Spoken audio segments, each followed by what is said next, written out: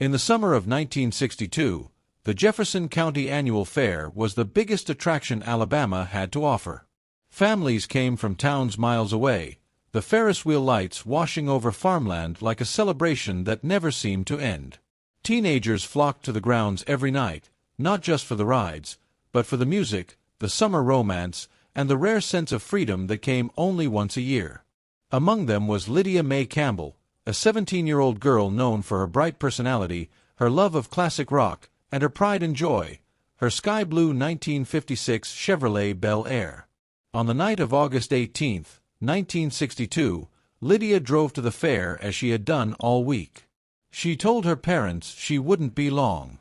She even promised her little brother she'd bring him a paper bag of caramel popcorn on her way home.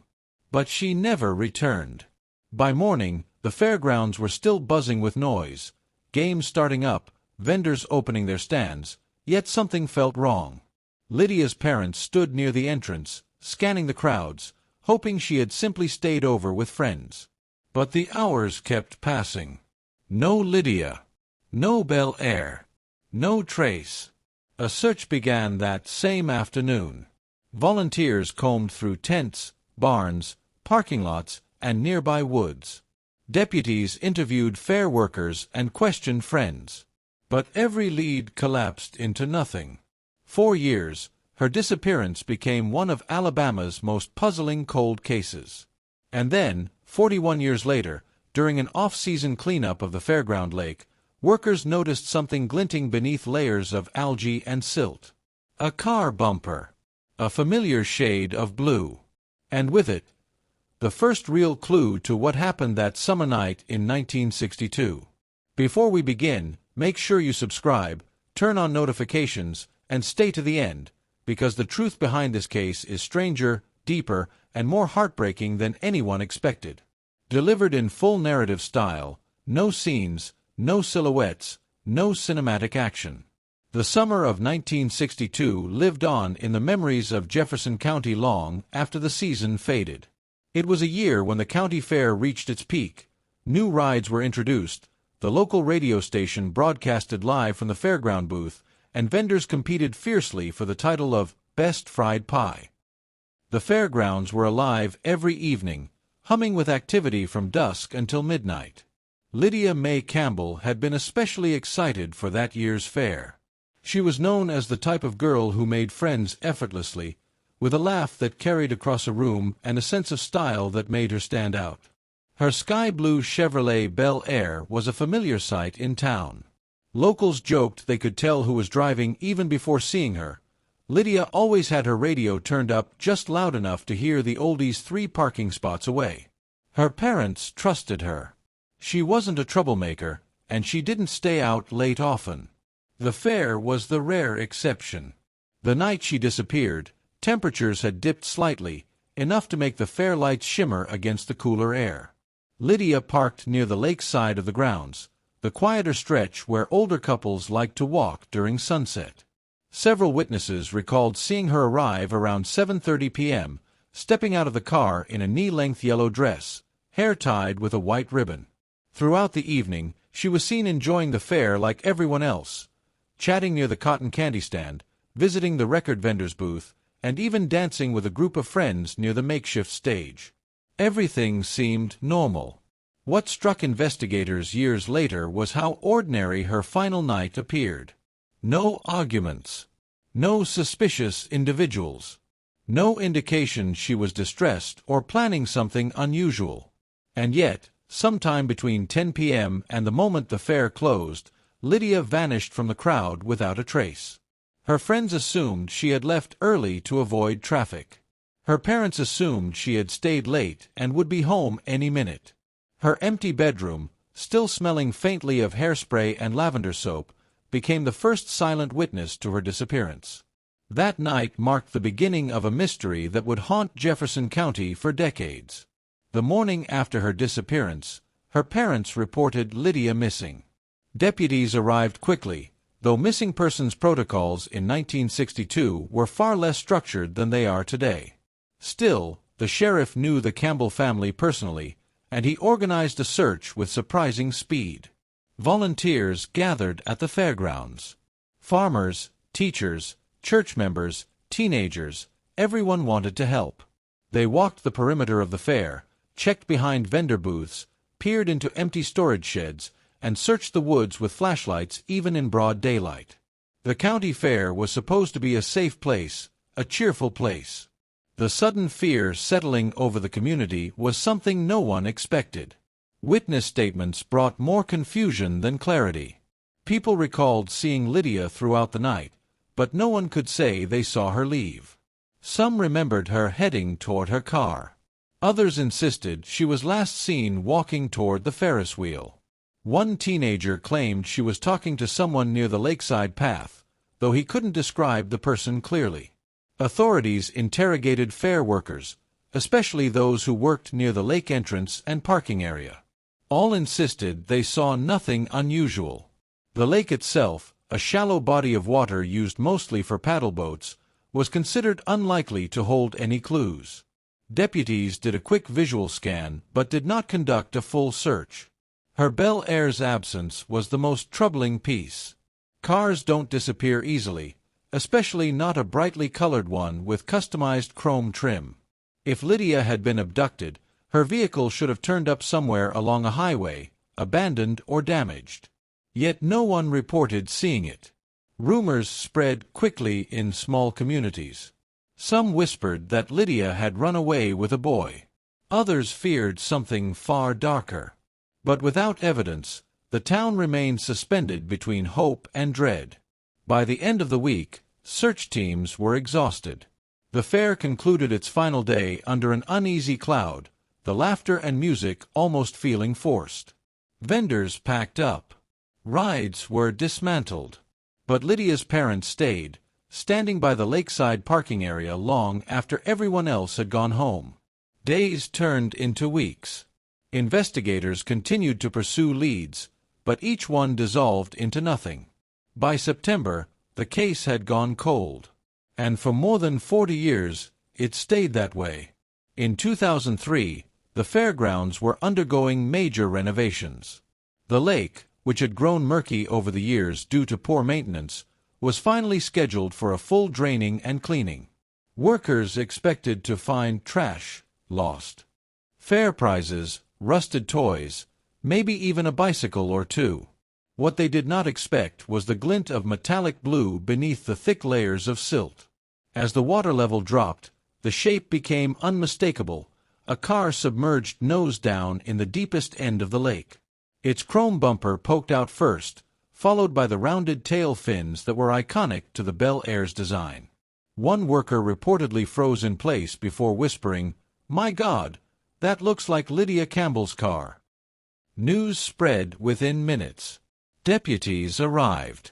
Soon, the once quiet off-season fairground was crowded with officers, reporters, and curious locals.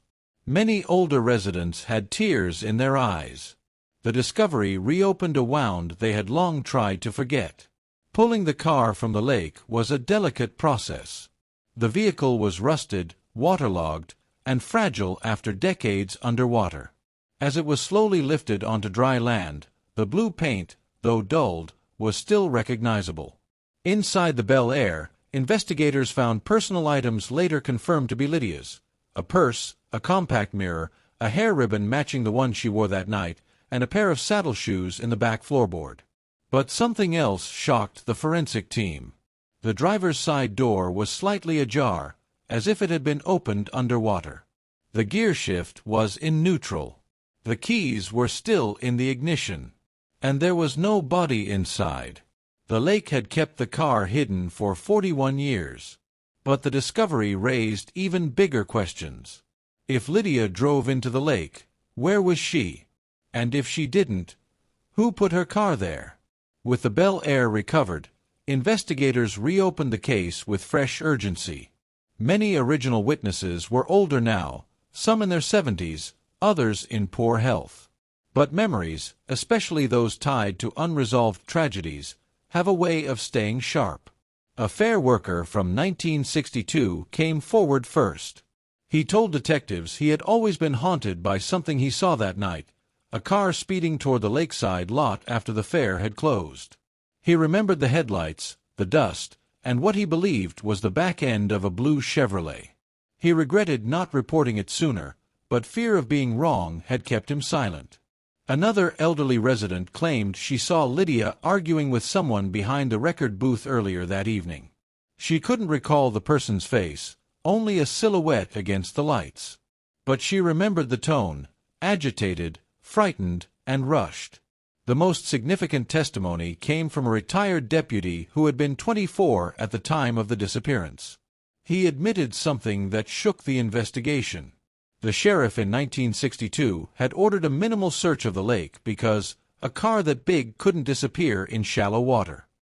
They never used boats, never dragged the lake, never took the possibility seriously. His confession wasn't malicious, it was the product of that era's limitations.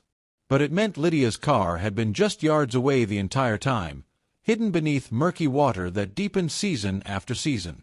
New forensic analysis showed that the car had entered the lake slowly, not from high speed. There were no impact fractures, no signs of braking. It suggested the Bel Air simply rolled forward, or was pushed. This revelation changed everything. Theories shifted from accident to foul play. Investigators built a timeline. They revisited names from the original interviews. And one name resurfaced repeatedly, a young man known for pursuing Lydia that summer, despite her lack of interest. A man who left town shortly after she disappeared. He was alive. And he had never been questioned properly. Detectives tracked down the man, now in his late 70s, living 2 states away. When approached, he denied involvement, but his answers were inconsistent. He admitted he had feelings for Lydia, and he had been at the fair the night she vanished.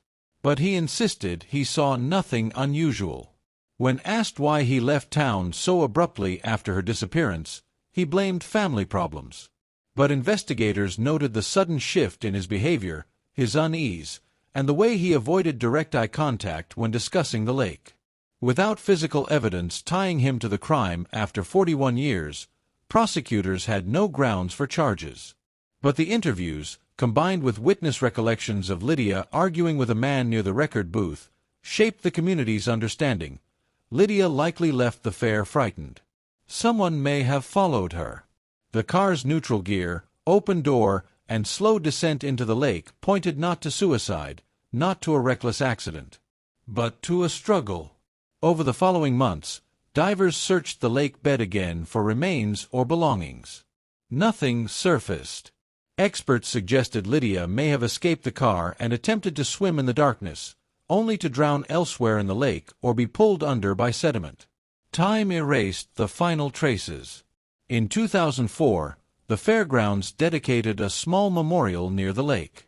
In memory of Lydia Mae Campbell, 1945 to 1962. Lost, but never forgotten. Her family, though never given the closure of certainty, finally had answers that made sense. Lydia didn't run away. She didn't leave by choice. Something happened, something quiet, quick, and cruel, and the lake swallowed the evidence for over 4 decades. The case remains officially unsolved. But the town knows the truth. And every summer, when the fair lights glow again, her story is told to remind everyone that even the brightest nights can hold shadows. Lydia Mae Campbell's disappearance remained a mystery for more than 40 years, buried beneath water, mud, and the silence of a small town unsure how to move forward. Her story is a reminder of how easily crucial clues can be overlooked, and how a single unanswered question can haunt generations. The discovery of her Chevrolet Bel Air in 2003 finally reopened wounds that had never truly healed. But it also brought long-awaited clarity to her family and community. Even without a definitive confession or physical proof of what happened that night, the evidence that resurfaced painted a picture sharp enough for the people who loved her. Lydia did not simply vanish. Something happened at that fair, something she did not choose, and something she could not escape. Today, her story stands not just as a local legend, but as a cautionary tale about the fragility of safety, the importance of thorough investigation, and the power of memory. When old witnesses finally shared what they knew, and when the lake gave up its secret, the puzzle that baffled the county for decades began to make sense. If you found this story compelling, make sure you subscribe for more true mystery documentaries just like this one. Turn on notifications so you never miss the next case, and leave a comment below if you'd like a follow-up exploring similar unsolved disappearances from the 1960s. Thank you for watching, and remember, time may bury the truth, but it never destroys it.